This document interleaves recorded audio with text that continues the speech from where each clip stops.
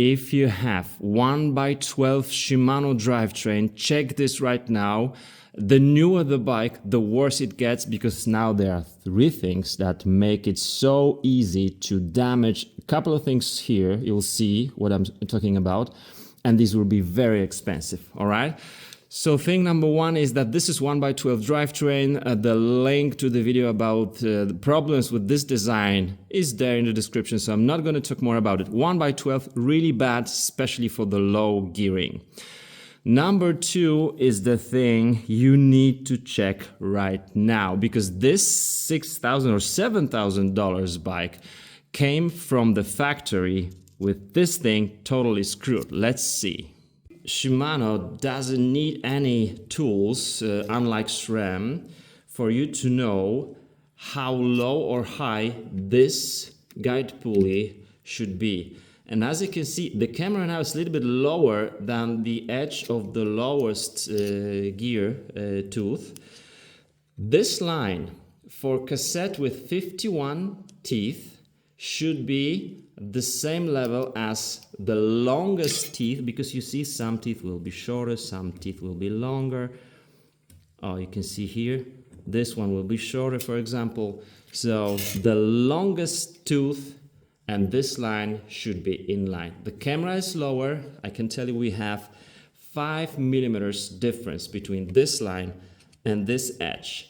What it does, it will ruin your drivetrain, because the shifting here, you can see the derailleur already, shifting here will be pretty stiff.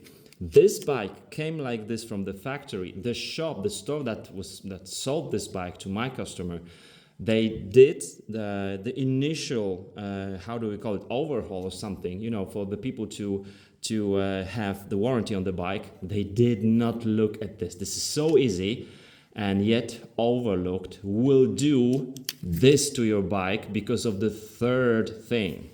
Okay, you're gonna see what happens here.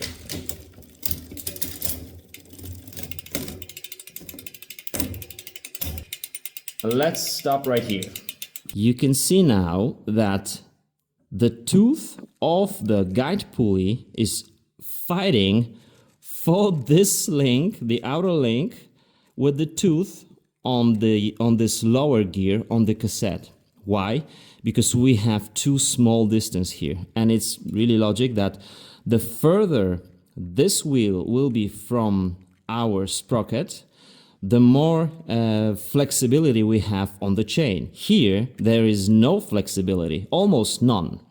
Of course, we don't want to have it like half a meter below the cassette, but we want to have that right spot. This is too stiff. Now, what happens here is that the derailleur is actually pushing against the cassette, not the chain. And 2 years ago even, I would tell you that this will bend your derailleur hanger. But now, in 2024-25, it's February 25, I'm going to tell you, you're bending now the derailleur and not the hanger. Here is why. This is your derailleur. This is your derailleur hanger. The derailleur is now pushing against the sprocket. What's happening here? When you are changing the gear from second to first, it's obvious you are going steep uphill, right? So you're pushing lots of watts, and you have so much power here, so much leverage also. So what you used to do when the derailleur was pushing to the cassette, the hanger would flex outwards. It doesn't flex anymore because you have now UDH, universal derailleur hanger, which is stiff as hell. What's happening now? The derailleur hanger will just work for 10 years.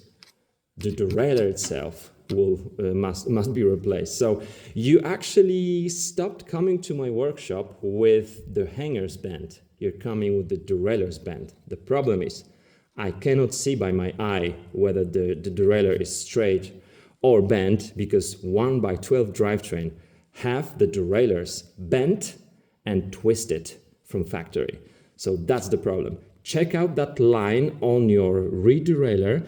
Check out also your B-gap on the SRAM derailleurs. It's even worse because Here you have 51 tooth sprocket. On the SRAM you have 52, the lunar one, which is a total derailleurs killer with the UDH derailleur hanger. I know it because I make money of it. I don't need to. I would like to make money of just adjusting the thing, not just replacing the derailleurs of your bike. So that's so important. It was not a clickbait, and it was helpful, guys, for you. Just please let me know. I will continue publishing these materials for you. See ya. My friends, I showed you the problem. I didn't show you the solution for it. So the solution is this little screw. How can you make sure it's the right one? Of course, you can try to move it, and then you will see whether the derailleur moves or not. But these two work together. This one is the limiting screw for the lowest gear. You can even see that it sits on the tooth right here for the lowest gear. And then if you change the gear, this one will limit the derailleur moving outwards. So it doesn't allow the chain to get stuck in between the frame and the cassette. We are interested in this one, which just stands alone there. Make sure you don't damage it. It's a small one. It's only 2 millimeter Allen key. Now, what happens when you move it? When you go clockwise, the derailleur will go down. When you go counterclockwise, the big up will be smaller. Let's go and see the other side of your bike. So don't look at this line from the back of your bike. You want to be like here, perpendicular to the bike, so that you can see the line. And now when I move that screw, you see the derailleur goes down. Or let's just go back to what it was. It was something like that. So now you can see this is too low, right? Here is the line again. There is your line. There is your indicator. So when we get leveled, we can see now it's too high. So these teeth are too low.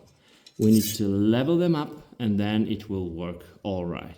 Of course, more advanced bike mechanics will know that when the chain wears out, you can only allow 0.5 elongation of the chain of the aluminum 1x12 drivetrains.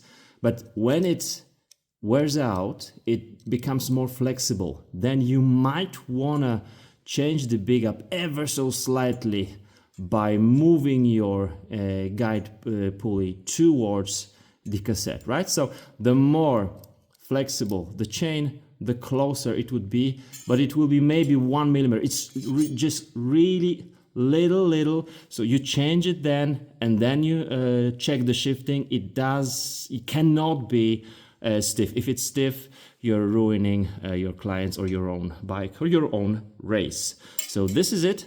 I'm gonna get it back to level. This is the new chain. Eagle works really well with the Shimano cassette. I actually prefer it that way, and now the client can go racing. Thanks for watching. See ya.